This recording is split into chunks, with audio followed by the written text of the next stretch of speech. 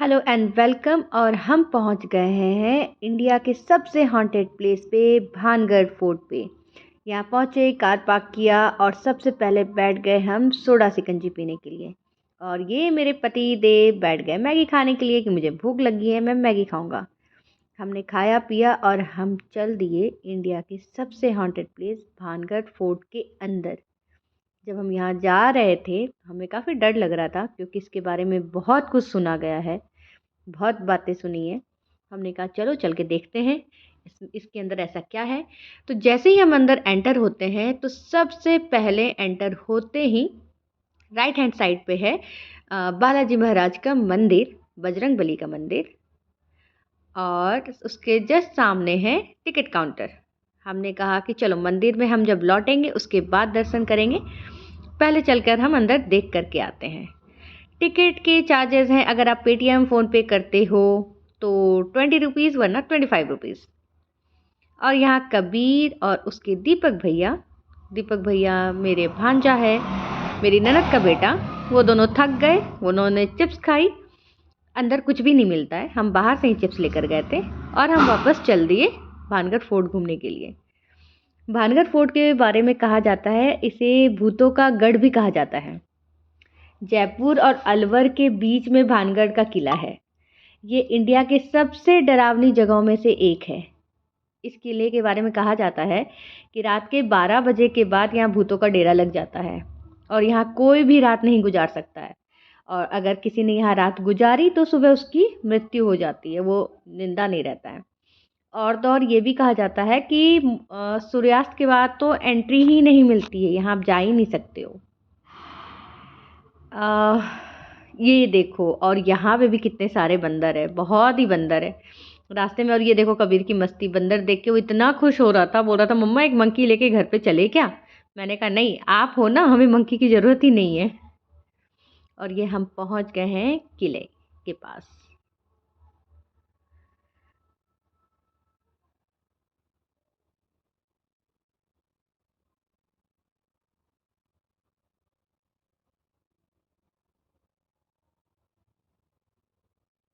और जैसे ही हम इस किले में एंटर होते हैं तो हमें एक मंदिर दिखता है।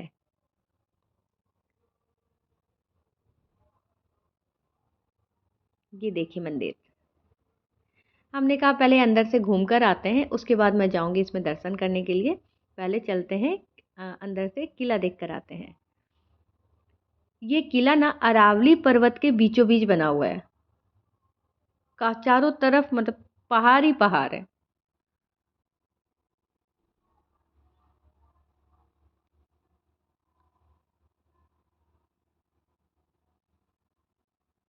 और हम चलते चलते ही थक गए थे इतनी चढ़ाई है, चलते चलो और चलते चलो।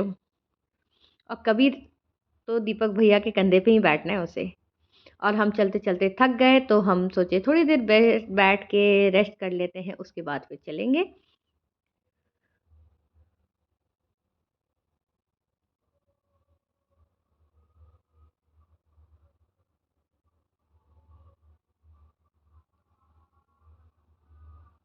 यहाँ काफ़ी लोग थे, सब देख रहे थे। और मेरे पति थे, हमें डरा रहे थे, कहीं भूत आ गए तुम्हारे पीछे तो क्या होगा। खूब मस्ती की हमने, बहुत मज़े किए। ये खंडर हो गया है, ये जो किला था अब बिल्कुल खंडर हो चुका है।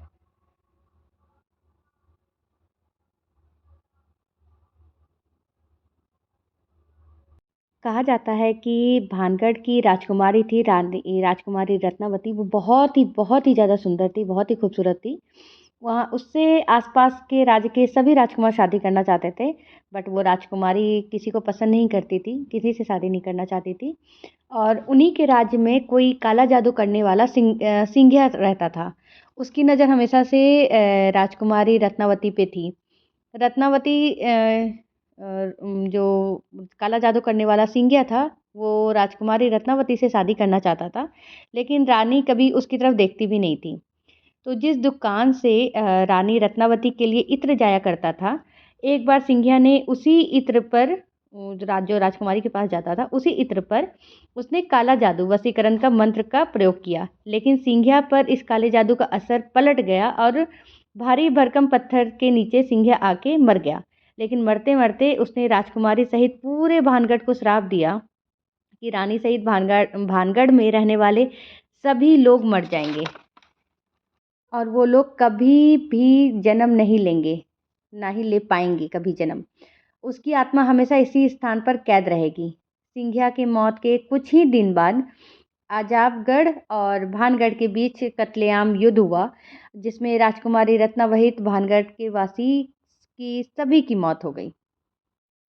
और जब हम रिटर्न आने लगे तो वो जो मंदिर देखा था हमने, एंटर होते ही हम उस मंदिर में पहुँचे और मेरे साथ कबीर बहुत मस्ती करते हुए चढ़ रहा है। तो जब हम इस मंदिर में पहुँचे, यहाँ पर किसी भी भगवान की कोई भी मूर्ति नहीं है।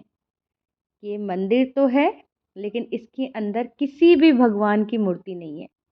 कोई भी भगवान यहाँ पे विराजमान नहीं है।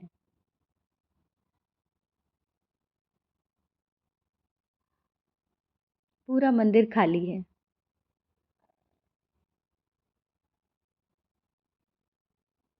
और वापस फिर हम यहाँ से निकले। ये देखिए कितना सुंदर मंदिर है ना।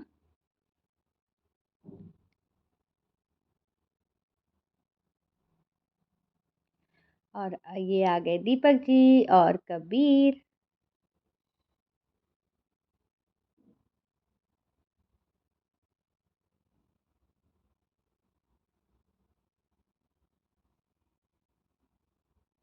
हमने कहा चलो चलो अब लेट हो रहे हैं, हमें जाना भी है। और ये कबीर की मस्ती। जब मैं आ रही थी तो इस बच्ची ने कहा था दीदी पानी पी लो। मैंने कहा लौटते वक्त पीऊँगी। तो इतनी क्यूट सी बच्ची है, मैं इसे कह रही थी देखो मैं आ गई ना पीने के लिए।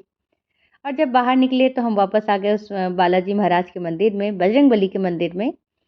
हम इसके अंदर गए, दर्शन किया, प्रणाम किया और वापस हम लोग प्रस्थान कर गए अपनी घर की ओर। नहीं नहीं, घर की ओर नहीं, हम अभी कहीं और जाने वाले हैं, जिसके बारे में आपको बताऊंगी मैं नेक्स्ट ब्लॉग में। तब तक के लिए बाय बाय।